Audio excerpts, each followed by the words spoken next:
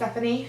Emily. And today we're back with another book review on Small Great Things by JODI PICOULT. Is that how you pronounce her name? So I listened to this audiobook a while ago, and then I lent it to Emily to listen to. And yeah, so we're going to talk about this book today. So basically the premise of this book follows Ruth. She is African American who works at she's a nurse. She works at a hospital, and she basically got in trouble because one of the patient's father told her he doesn't want any African Americans touching his baby or their baby. So, and then something about the baby happened, and she was the only one there, so she was like, well, I can't touch the baby because they told me not to touch the baby. And then, the baby died, and there's a huge lawsuit, and blah, blah, blah. So that's basically what this book is about. Very concise version. So just to add a little bit of meat and nuance on why she was not allowed to touch the baby, the parents were of white supremacists. Yeah. So when they explicitly ordered that she not be able to handle the baby, but right at that crucial moment, something in terms of shifts happen, and she ends up actually being alone with the child. And with other babies too. It's just that she's in the nurse. baby center, and the baby is in need for resuscitation, and she has to make a very tough decision whether or not to disobey her orders or actually save a life of a man who actually has threatened her, or of a woman who absolutely does not respect her. So the whole story kind of goes into the aftermath of that decision. So our little rating is this one. I love the book. I thought it was a great book. I guess I liked it. I loved it too. Yeah.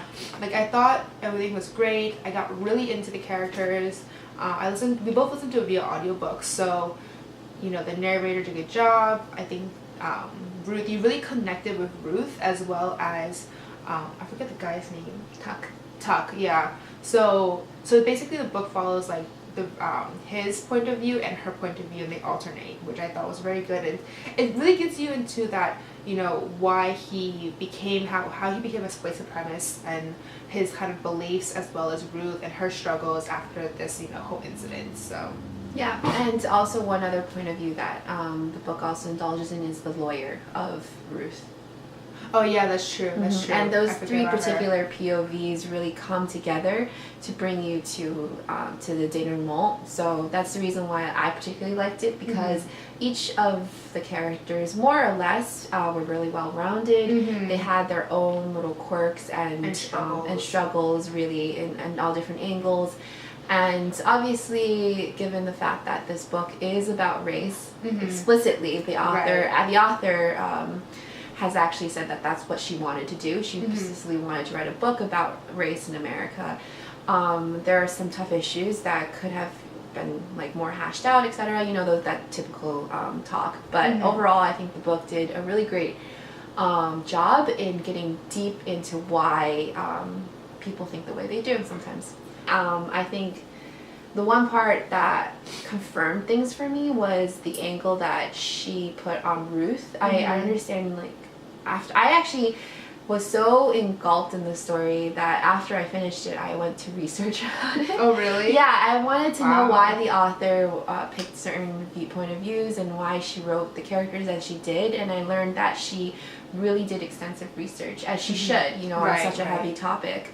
And I'd say that there are certain dialogues that are in the book about Ruth and her sister that were very on point, because I've had, in danger of being censored right now, I've had black friends have similar things told to me about how their experiences are. Are they on Ruth's sister's side, or are they on Ruth's side? Both. Oh, okay. So there are ones where they're I have a sibling too, and they're not as well-to-do as me, but the reason why I'm here, etc., etc. There's a lot of conversations that are had about that the book really does touch on.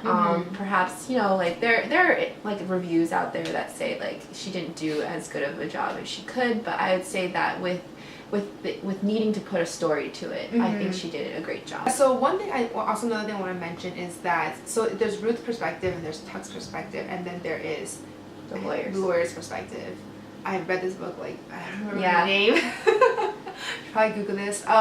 So basically, like, I liked the lawyer's perspective at all because she was like a white female. So her perspective is very important and crucial to this book because you get like, you know, someone who's like really far end and then someone who's like, you know, on the other side of the spectrum, and then the victim, and then you get her, the lawyer, who is like basically in the middle. I liked her perspective, and I thought it was very important to this whole book in general because she brought that middle spectrum, that you know, regular white or whatever race you are, like people who don't really like see are really sensitive to like the racial discrimination out there. And I just mean to give a little more context to your comment. I'd say that both of us are not our parents are more of immigrants, and they came over with degrees and opportunities available to them that Ruth's parents in the story did not have, because her mother was a maid, and and she wasn't necessarily an extremely literate type. So for Ruth to really rise from rags to riches, she had to make a lot of compromises that both of us are probably not that familiar with, because we did not have really race shoved in our faces the same way that she did in terms of getting what she wanted, like respect, housing, with money, husband, child. Like it's just very different. It's a very different type of like a community environment that we both grew up in. Yeah, I would definitely say what's really interesting is that a lot of people are like, parallel universes don't exist. I'm like, no, they exist every day in terms of like this sort of context. Like the way that Ruth lives her life, and a lot of how like Black people live their lives are very is going to be unfamiliar with those who are not Black, and I think that's very true. And the book itself, by allowing like the lawyer's perspective to be known, as well as, you know, even Tux, who's extremely like not even just ignorant, he blatantly neglects that side of the story in his like life narrative. I would say that that's a very like poignant part of the story, and that's what drives the overall tension, right? Because eventually all this goes into like the courtroom, and you really can feel, you're like hoping that, like for me at least, Ruth does not get axed the way that like you know, like she does not get punished for something that isn't really her fault. Yeah, like the whole thing, I was like, the entire like lawsuit, I was just like, it's obviously not her fault, you know, like these are direct orders from her superiors, you know, like why does she have to prove herself? And I think like the one thing that pissed me off is the fact that like the hospital lawyer was like, well, why are you trying to blame the hospital? Shouldn't you blame her? Well, I think and I was just like, but it's like, it's such a typical corporate thing to do that I was just like, oh my god, you're just like giving her as the fault, like the scapegoat, when really it should be you guys, because you guys weren't on top of things, you guys were understaffed, etc., and then you gave her that kind of order. You should not have even given her that kind of order. Do not touch this girl because of your race. Well, at the same time, if they were to acknowledge that that was the case, and that's why Ruth hesitated, then Ruth could actually bring over her own civil lawsuit of discrimination. Yeah, and I think the story hinted that they were going to have a different lawsuit after. Yeah, hopefully, good. Yeah, because no, I think the book was like, okay, like it's either she brought her own lawsuit or Tuck was going to bring his own lawsuit, but there's going to be a separate lawsuit because this was more of this is more just to blame whoever killed like their baby. Yeah. And I was just like, oh, like it's no one's fault, you know, like things happen. You can't blame the hospital because, I mean, the attentions were given clearly because the parents themselves witnessed them coming in, giving CPR. Like it's not like they didn't try anything to do anything. They did, and then your baby like still passed away, and like sometimes fate just happens, you know, and like. What like pissed me off was the fact that they tried to put all of them onto Ruth just because she was Black and because she was authorized not to touch the baby, and she did. Yeah, I definitely say that part of that ambiguity of whose fault is it like, even though you know it's no one's fault, is what actually drew me deeper into the story, because you realize that that's just life. Like sometimes bad luck just happens. Like, a lot of people I have around me right now are always saying, oh, I make my own luck. I'm like, a lawyer named Kennedy. That's Kennedy. Okay, good. So yeah, like it's just generally in this sort of world where a lot of people are in belief that like they make their own luck. To actually read a story that you can see that like luck has a lot of factors in terms of just who, and based on who you are, it affects you in different ways. So like being like I actually can't even disagree in this in terms of the context of this story, that luck plays so much of a bigger role in Ruth than it did for Tuck. Right. Like in terms of being in power, the person who is technically, you know, racially like in power is always going to have less like luck is always going to play less of a role in their well-being than in Ruth's. And so like I was very like agitated and very like on guard with what happened to Ruth throughout the story, because that was also part of like I think a theme in the book, and I thought like that was done really really well, and overall it was just a very enjoyable read because you could not let the characters go. You were like, you could understand why Tuck thought the way he did, wanted to blame someone, right?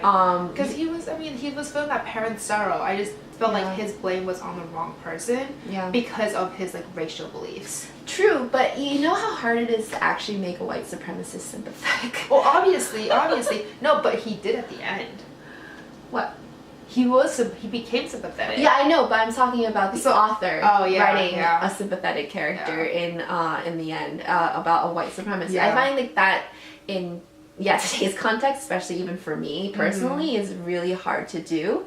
And the fact that she made him human but flawed was a great That's why component. I like all her books, because she always makes them like, she's really good with her character developments. Okay. Yeah. So like she's one of my favorite authors. But another thing I want to bring is that, so the whole point of Ruth like not touching the baby, which I thought was interesting, was because when that incident occurred and the child is like struggling to breathe, and she had to decide, should I touch the baby, go against his direct order, or should I try to save a life? And then when, you know, the other nurse came and she's like, oh my god, like, you know, code red, whatever, she ordered Ruth to go, you know, do CPR. And I was just like, so why can't you do CPR, you know? Because then she basically allowed Ruth to set Ruth up for the blame.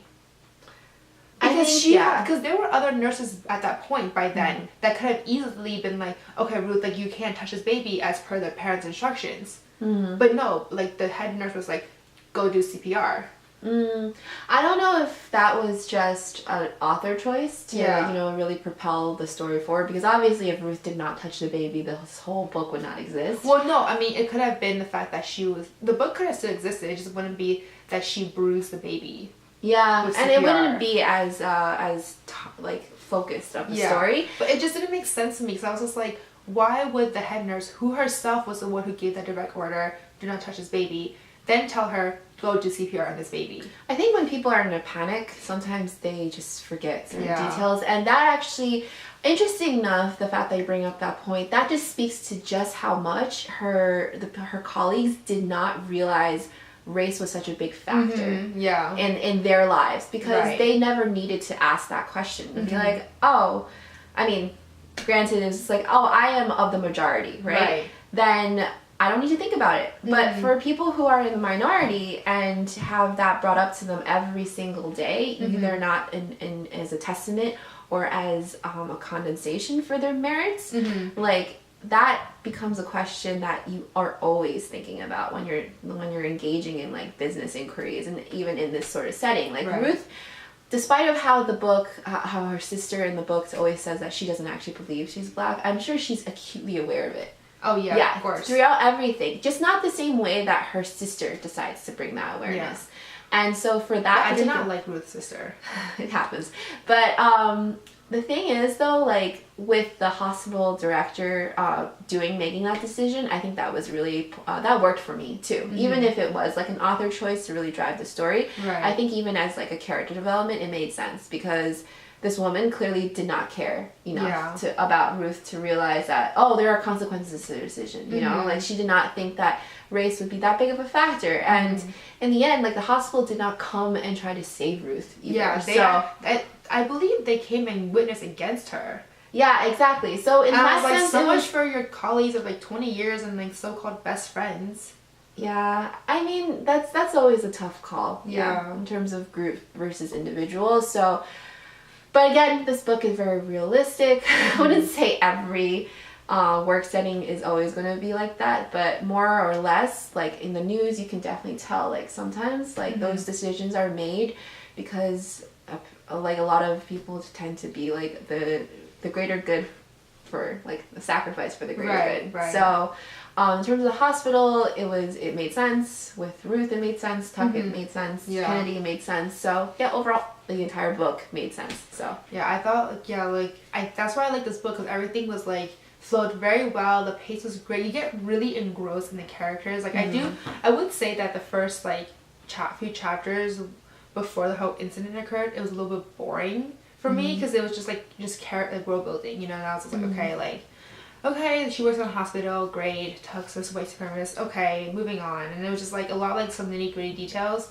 And then, but once like the thing happened and the lawsuit occurred, I got like super intent. I was just so focused on the book that I was just like, I need to know what's going on and what's going to happen. And I felt like the book was a long read, like a long listen. I think it was like what, 10 hours, 12 hours? yeah. I think it was longer than that actually. But regardless, it just flowed by so quickly because I was just so interested in it. Yeah.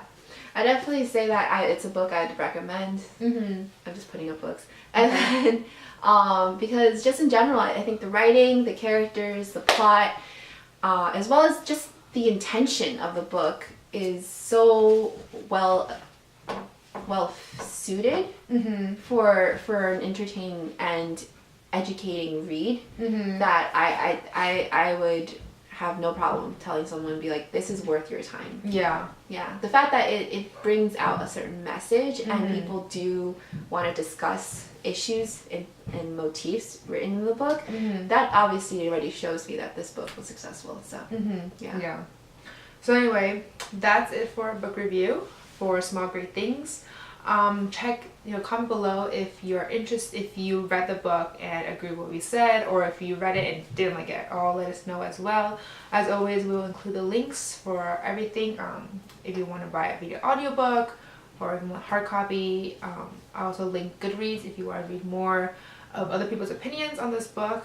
But yeah, don't forget to subscribe and like the video as always. Yep. Thank you guys. Alright, bye.